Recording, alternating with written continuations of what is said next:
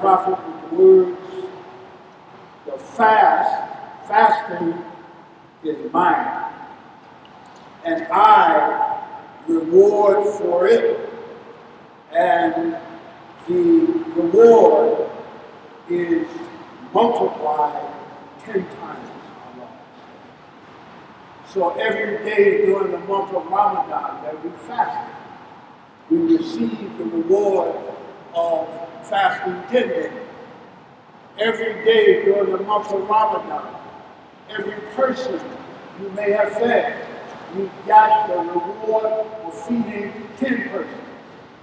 And Allah wa ta'ala has made this so purely out of His mercy. And further, Prophet Muhammad, on the authority of Abu Hurairah radiallahu anhu, said, Man sama Ramadan,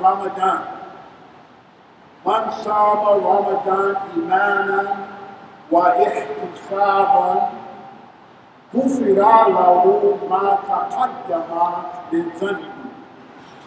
Prophet, peace be upon him, said that whoever fasts during Ramadan, and if you've been paying attention during Ramadan, you know there's another hadith that says, whoever stands and worship during Ramadan.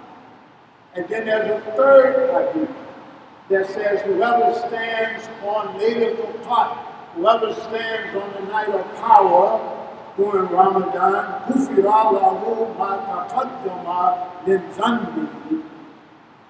The Prophet said, his sins that have been sent before him, Allah says we send our good deeds and our bad deeds ahead of us to wait for us on Yawm al-Qiyamah.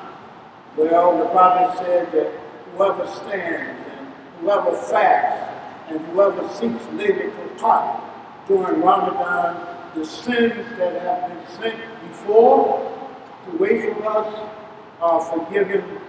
And so we thank Allah for His maghfirah, for His forgiveness. And further, the Prophet sallallahu alayhi wa sallam said in that well-known hadith, إِذَا دَخَلَ شَهْرُ رَمَضَانَ فُتِحَتْ أَبْوَابُ السَّمَاءِ وَغُلِقَتْ أَبْوَابُ جَهَنَّمَ وَسُلْسِلَةُ الشَّيَاطِينِ. The Prophet said, when the month of Ramadan comes, the gates to heaven are open, and the gates to hell are closed, he said, and the demons are chained. We thank Allah for saving us at least 1 month out of the year from the fires of hell. We thank Allah even as we now become cautious, because of at the beginning of Ramadan, the gates to heaven are open and the gates to hell are closed. And that means at the end of Ramadan, that those open gates close and the closed gates open. So our opportunity to earn the fire once again presents itself. So let us guard ourselves. Allah wa ta'ala, the ayah that we just heard from the Quran. And by the way, this ayah, where Allah tells the Prophet, when my servants ask about me, this is the ayah that follows the ayah, the 2 ayahs about fasting during the month of Ramadan. The first ayah said, Ya ayyuhalladhina amanu kutiba alaykumus siyam. That's the first one. Second ayah says, Shahru Ramadan alladhi unzila fihi al-Quran. First ayah, O you who believe, fasting has been prescribed for you. Second ayah, the month of Ramadan is that in which was revealed the Quran. Third ayah, when my servants ask you about me, Allah said to Prophet Muhammad, tell them I'm close. I'm not far. I'm not distant. I am close. And I listen to every dua, every petition of prayer, when it's offered to me. I answer your call, Allah, it says, therefore you all answer my call, so that you may be rightly guided. Allah commands us to call and respond. We just got to sing the takbir. We sang the takbir, call and response fashion, where Allah says that He calls on us, therefore, or rather, we call on Him, therefore, let us answer His call when He calls on us.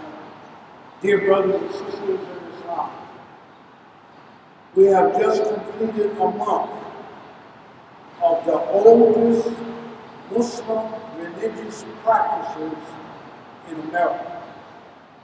That practice being the practice of Salah, the practice of Zakat, of obligatory prayer and fasting and sound fasting and charity. These are the oldest Muslim religious practices in America. Those practices are not 50 years old in America, or 100 years old in America. These practices amongst Muslims go back before there was an America. They go back to the path of tradition of our African ancestors, certainly those who were brought here by force, and even before then, those who came here as explorers. But during slavery, during the Atlantic slave trade, and during life on the plantation, the Salah of the Muslims, the Zakah of the Muslims, the sound or the fasting of the Muslims, they were what historians call invisible institutions. Meaning, they didn't pray in the open, they prayed in secret. They had to. They had no choice. There was a captive African in Maryland, I think it was. His name was EIDUL bin Suleiman, Joe, the son of Solomon.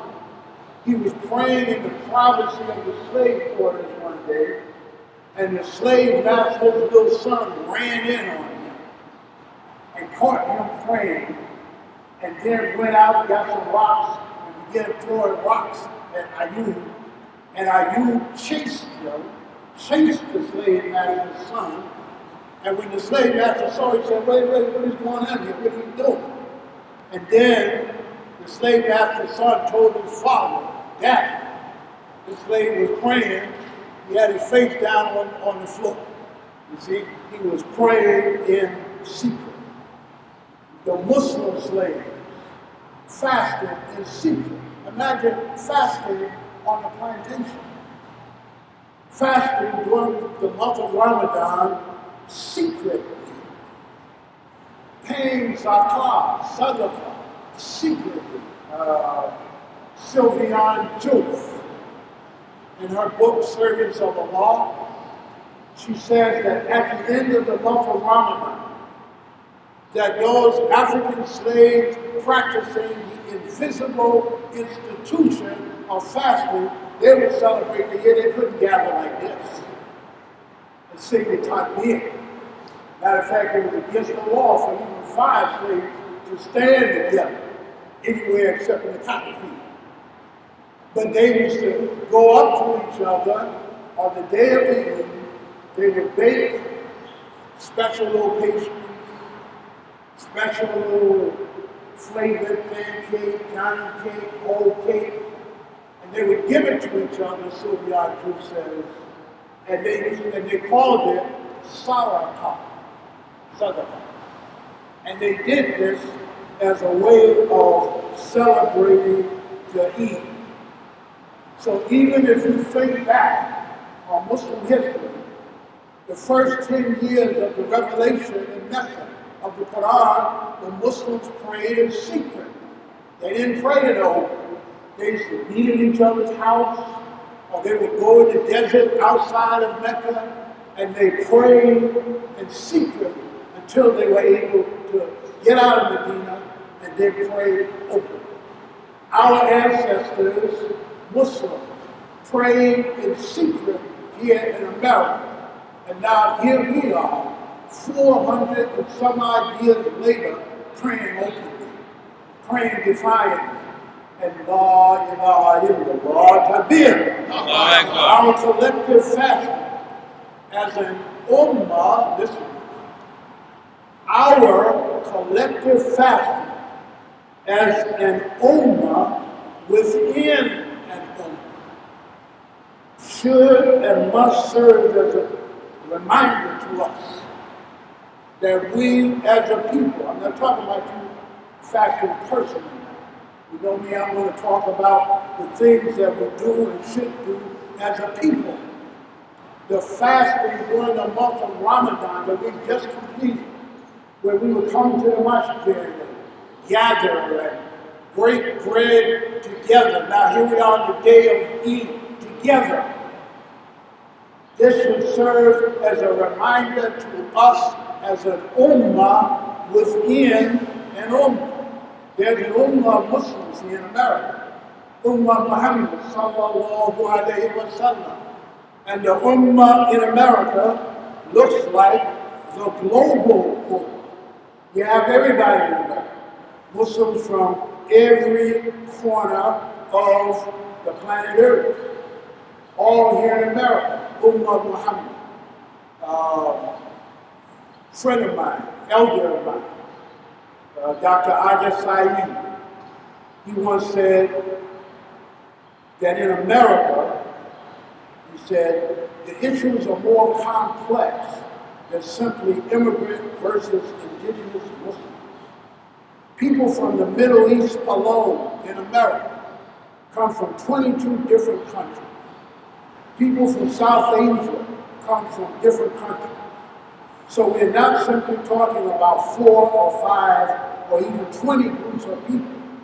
We're trying to reconcile many different experiences of history and many different conceptions of destiny when we try to talk about where we came from, who we are, and where we want to go, and that takes time, I guess I would say.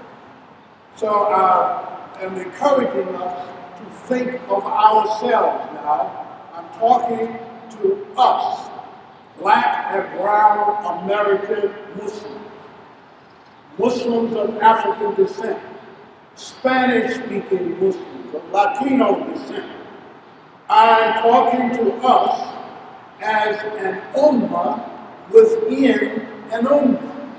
And I'm saying to you that our collective activity during the month of Ramadan should serve as a reminder to us that we are a resurrected and revived people of God who have yet to enter into the promised land. But we are on our way with the help of Allah. We have, as Muslims, a unique history as indigenous Muslims in America. America is a place of a unique social experiment. I hope you know democracy is an experiment. You know, somebody will say, what do you think of democracy? Someone said, sounds like a good idea. They said, we're in the middle of possibly one of the great social experiments in human history. And we're Muslims in the midst of that social experiment. And those of us who are so-called African Americans, and those of us who are Latino, we have a unique history as Muslims in America. And the uniqueness of our history is revealed by looking at our families. Because when you look at our families, the Muslims in our families are in the minority. Most of our relatives are Christian. Most of our relatives are non-Muslim. And we are the only Muslims in America that fall into that category. And we fall into that category. Other Muslims in America, their relatives are Muslim. Their families are Muslim for generations. Our families are Christian. Why? because we have a unique history in America and the development of us on a unique path of resurrection and revival is part of the plan of the Lord. And so I say we are an ummah within an ummah. Allah says, إِنَّمَا تُنْكِرُوا مَنِ اتَّبَعَ الذِّكْرَ وَخَشِيَ الرَّحْمَنَ بِالْغَيْبِ فَبَشِّرْهُ بِمَغْفِرَةٍ وَأَجْرٍ كَرِيمٍ إِنَّا نَحْنُ نُحْيِي الْمَوْتَى وَنَكْتُبُ مَا قَدَّمُوا وَآثَارَهُمْ وَكُلَّ شَيْءٍ أَحْصَيْنَاهُ فِي إِمَامٍ مُبِينٍ. Allah said at the beginning of Surah Yasin, you can only warn those who follow the reminder, who follow the Quran, and fear the compassionate God, though they did not see him.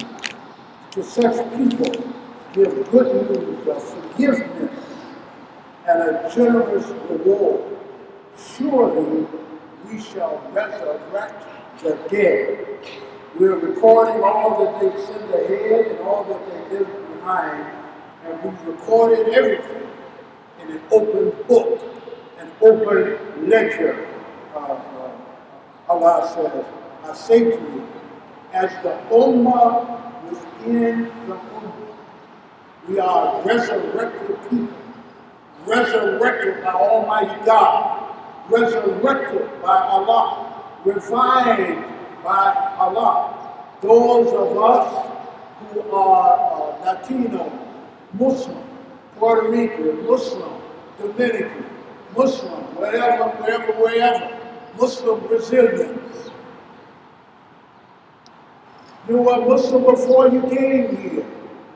The Muslim, a Latino comes from two heritages, primarily. A Spanish heritage and a Native American heritage. That's why the Native Americans and Spanish colonies speak Spanish. The Catholic Church ran the Muslims out of Spain. There were conquerors in Spain after the Muslims ruled for 800 years. There were conquerors in Spain who had last name, Matamoros. That was their name. What's your name, sir? I'm Mr. Matamoros. Matamoros killed the Moors. And the Moors were the Muslims. So you actually have people walking around with a name, kill the Muslims. Right? And people of Africa just saying, I know I don't have to document that. Everything has been done to make us forget as a people that we were, to make us think, oh no, you're a Catholic, you're this, you're a Christian, you're this, you're that. A lot of time, a lot of money, a lot of resources have been invested in steering us away from Islam as a people, but here we are. Here we are. And not only are we here, but we're growing. We're multiplying. You've been reading these studies that have been coming out. They come out every year now by the Pew Center for Research on American Life. You know why they say that by, I think it's 2040 or something like that, 2050, globally, there are going to be just as many Muslims as there are Christians in the world. See, right now they say that every 5 people live, not by 2050. But you know why that is? Because of babies. You have to read, I sit down, I read the reports. They say Muslims are having babies so fast and so plentifully that our numbers are going to be globally caught up with the Christian numbers in just a couple of more decades. So I mention these things, brothers and sisters.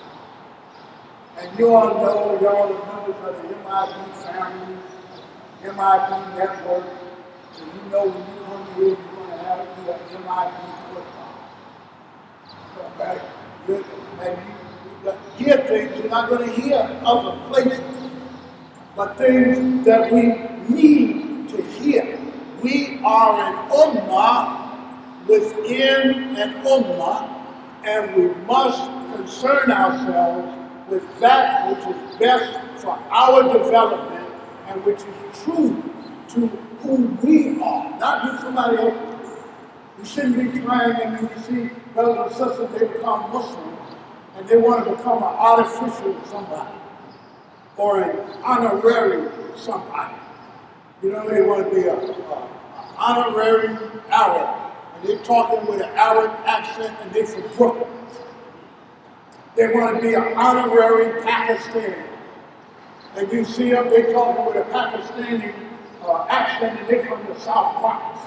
Why would you want to be an honorary anybody when Allah has created you as an authentic who you are? Even those of us who are African, of African descent, we're trying to be honorary Senegalese, honorary this, honorary Nigerian, Hausa. No, you're a specific kind of African. Stop trying to be somebody other than who Allah created you to be. Are we Africans? Without a doubt. But we are, Sheikh Allah Tawfiq Rahmatullah alayhi, he said we are a unique kind of African. You know, we that North American Africans. Just like you have ginseng, you have Korean ginseng, Chinese ginseng, North American ginseng, but we got different kind of Africans too. And we're that North American kind. Why do I mention this? I mention because our fasting during the month of Ramadan is supposed to remind us of who we are.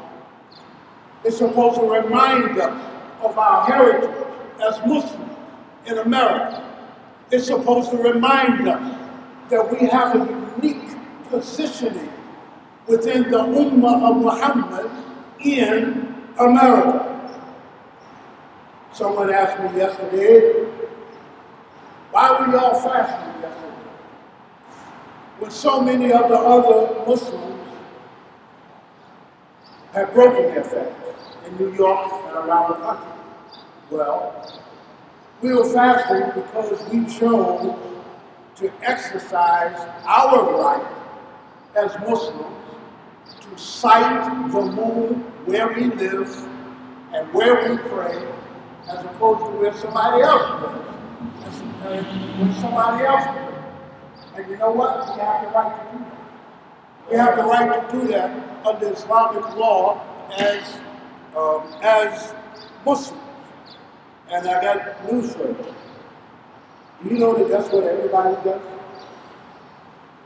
When was the last time somebody in Saudi Arabia called America and asked, are y'all fasting? Because we want to stop. What are y'all doing in America? Or somebody in Bangladesh, or somebody in Nigeria for that matter. When was the last time you heard about them calling you and I to ask us, are you beginning or are you ending? No, they don't do that. Why don't they do it? They do it because they respect themselves as an authentic Muslim people, and the Prophet ﷺ kept it simple. He said, if you see it loud, fast or stop fasting. If you don't see it, don't fast or don't stop fasting. Or if you hear of somebody else having seen it, you can accept their witness and fast or not. That's the law. That's how these goes. We are not a caliphate, unfortunately, under Saudi rule. We're not Catholic. Saudi Arabia is not the Vatican. So we don't have to fast or not fast according to where they're doing. Why would you pick Ramadan out and do that? You don't pray Maghrib or Fajr or any of the other prayers according to somebody else's timetable. So why would you then, for the one sacred month out of the year, drop all of your practices and run behind someone else? Unless you consider them to be more authentically Muslim.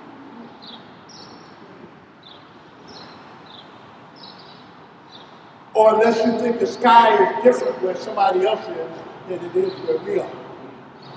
Or there's a different sun, or a different moon. No, same sun, I'm out right now. Same sun, same moon, same God. Rakbul Masakini, wa Rakbul Wakibay, the Lord of the true East and the true West. So we, as an ummah within an ummah, we exercise our right to our own leadership, our own scholarship, our own particular process. And Imam Talib, let me tell you something about Imam Talib. I know him very well. Lived with him my entire life. I'm closer to him than anybody else you know. Let me tell you something about Imam Talib doesn't make those decisions as to when he might be fast or doesn't fast by himself. Every time that he did, Imam Talib is on the phone the night of the sighting, talking to imams in other parts of New York. My main buddy, searching for the halal, Imam Siraj. Imam Siraj, we on the phone. We talking to imams in Philly. We talking to imams in Atlanta. We call in California. We call in Ohio. Did you see anything? What's happening? You got news. You know what's going on? Yes, no, maybe so. And then at the end of that process, Imam Talib makes a decision. Because we have the right to do so. Because as an ummah within an ummah with unique history in America, unique situation and circumstances in America, we have been gifted with a particular process within an authentic university. I'm going to end in about 2 minutes. I said a particular process within an authentic university. Why you say that, Imam? Because there's a false university also. See, you hear Muslims, they always talk about the universal principles of Islam. Brother. No, you don't have to just look over New York or look over America. Anywhere in the world where the moon is sighted, you can take that witness and fast or not fast. You hear that all the time. And why y'all doing something else? Okay, yeah, that's good. But that being the case, why are you only calling Saudi Arabia? Why don't you call Africa? That's them that they do. Why aren't you on the phone to Mali? Why aren't you on the phone to Java? Why aren't you on the phone to Nigeria? Why, if it's a universal ethic, then why are we only focusing on Arab, Middle Eastern countries in terms of whether they fast or not? That's why I say it's a false university. It's a universal of rhetoric, but not a universal of reality. So here, we are centered in reality. So we thank Allah Tabaraka wa Ta'ala for what He has blessed us with. You know what they say about people who are always trying to be somebody else. They look in the mirror and they don't like what they see, and they go pay money to get their face changed. They look in the mirror, oh, I don't like this one. As if Allah makes mistakes. They describe a person like that as having low self-esteem.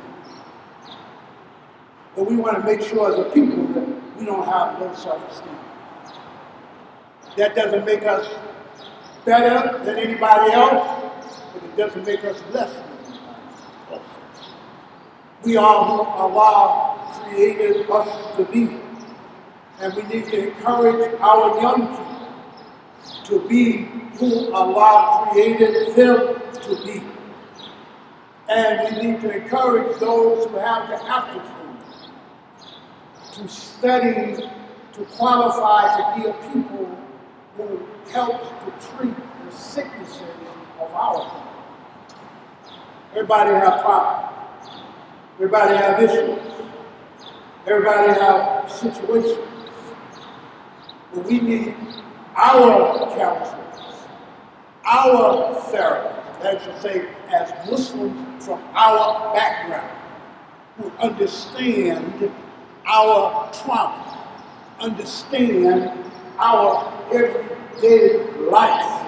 We need our counselors, our therapists, our social scientists, our religious leaders, our religious scholars, as well as our artists and teachers and engineers and so forth. So this is my reminder for the day. This is my message for the day. We are not just some universal body of Muslims in America trying to came here like other Muslims. Someone said to me, I don't like being the odd man out when it comes to break the fast. Everybody else broke the fast, we still fast. I don't like being the odd man out. I said to them, leave. No one wants to be the odd man out or the odd woman out. But you know what? We're already the odd man. We're already the odd woman out within this context. But being the odd man or the odd woman out don't make you less. It makes you unique. It makes you who Allah created you to be. So moving forward, in conclusion, moving forward, Ramadan is over. We're now in the month of Shawwal. Now, today, as Muslims, is the first day of the rest of our lives as Muslims. So that presents the question, what do we do as Muslim Ummah within the Muslim Ummah in America? Well, the first thing we need to do is, if we miss any days of fasting, we need to make up for them. If you can make up for them by fasting, make up your days. If you can't make up for them by fasting because the reason you missed in the first place is because you're on medication or you got a situation, feed somebody. Feed somebody, and that feeding becomes an expiation for the days you went into the fast. I remember last year during Ramadan, I got really sick one day. And I said, no, I'm going to have to break my fast. And I did. It had something to do with my medicine. So I thought to myself, should I just wait and make this day up? Or should I go feed somebody? And I thought about it and I said, no, man, I don't want to wait. I'm going to work. So I put my shoes on, went right out the house, walked up to 116th and Frederick W. Boulevard, and I was like looking for somebody hungry. Well, and right as I stood there, a woman came walking right up to me and said, excuse me, brother, she said. And she pointed to an older woman and she said, my mother and I are hungry, and we were wondering if you could help us to get something to eat. I was like, hungry. Where's your mama? Will it need more y'all? Yeah, come on, we went right in the halal spot. You know, I'm like, give these people what they want. I felt so good. Because I didn't have to make up that day. But I could have made the day up. Either way is making it up. You understand? So make up your days and then move straight to the fasting Shawwal. And those of you who didn't miss any days, Prophet Muhammad, may peace and blessing of Allah be upon him, said, whoever follows the fast of Ramadan with fasting 6 Shawwal, 6 days of Shawwal, the reward will be just as if they fasted for the rest of the year. Once you get to Shawwal, after Shawwal, there's 60 days, 2 months left in the year after Shawwal. So if you fast 6 days during Shawwal, you get the reward as if you were fasting every day during those last 2 months. You understand? So I want to encourage you and encourage myself to fast Shawwal. Continue your development. Continue your process as individuals and as a community. And lastly, there's some people here who wanted to be here. Who can't be because they're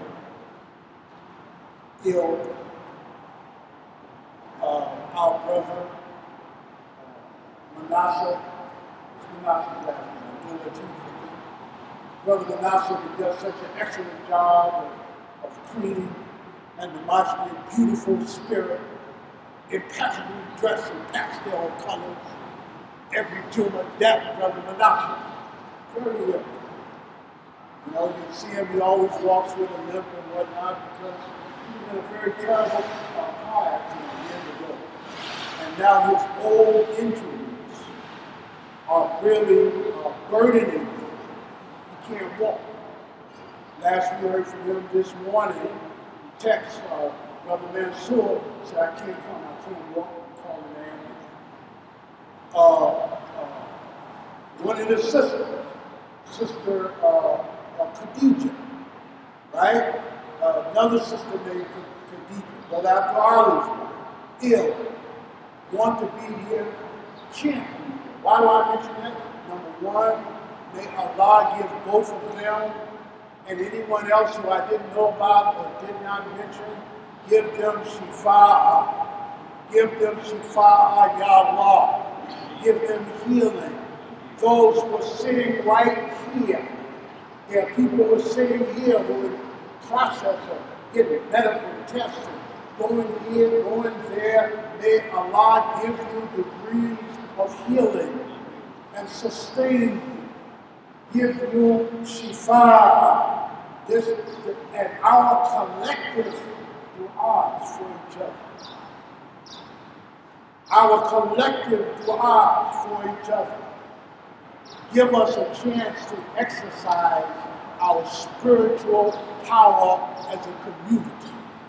And we must direct our spiritual power as a community towards healing. Each of us must be concerned with creating an atmosphere at the masjid and amongst each other that's conducive to healing, not conducive to trauma. When people come to the masjid, they come in the door smiling and me frowning. They come, they come in the door, oh, let me go there and get a little lift, and they come there and lean down. That's not what we strive for. We're human. We have human imperfections, but we must use our spiritual power. Then maybe if we harness that spiritual power, then maybe we can start focusing on something else, like some economic power, some political power. Because you see, we need all of those types of things, and that's what we should have been praying for, looking for Laylatul Qadr. So we thank Allah subhanahu wa ta'ala. I say to you going forward, wrestle with your angels and wrestle with your demons. Wrestle with your angels and wrestle with your demons. If there were some Christians here, they know what I mean. Because in the Bible, there's a narrative about Jacob, Ya'qub, alayhi salam. And it says he wrestled with an angel all night until fire. That's what it says in the scripture. I looked it up in Arabic. It said he wrestled hatta kia matalo fire. Same wording that we have in Surah 97 of the Quran. He wrestled until the fire with an angel. Then the angel changed his name. He said, your name is now Israel. Your name is now, soldier of God. We have to wrestle with our angels. Our angels tell us the right thing to do. Then we start fighting to keep from doing it. So we have to wrestle. We have to wrestle out our demons too. Demons have to be fought before else they take over. So we thank Allah. I'll take the sunshine as a sign from Allah that we were supposed to be here today. I'm going to take your presence as a sign from Allah that we're supposed to be here today, that we did not let ourselves get deterred by weather. I think, I don't know, I got to check my year of operation. Since it stopped raining, I don't know if that means we're going back to MID or if we're going to stick because the ground is good. So we'll see, give us a few minutes to confer on that. And we'll decide whether we're going to stay here and gather in the sunshine amongst the trees, or else we'll go back to the concrete jungle of 113th Street, down in the valley, and just make do. But with everything we do, we thank Allah. And I thank you. I want to thank those of you who came out to prayer and worship during the month of Ramadan. Some of you are serving every night, every other night, praying Tawheed. Some people couldn't be there the whole month, so they came during the last 10 days. May Allah reward you. May Allah reward us. May Allah forgive our sins.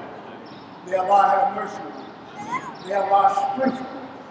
May Allah purify our spirits.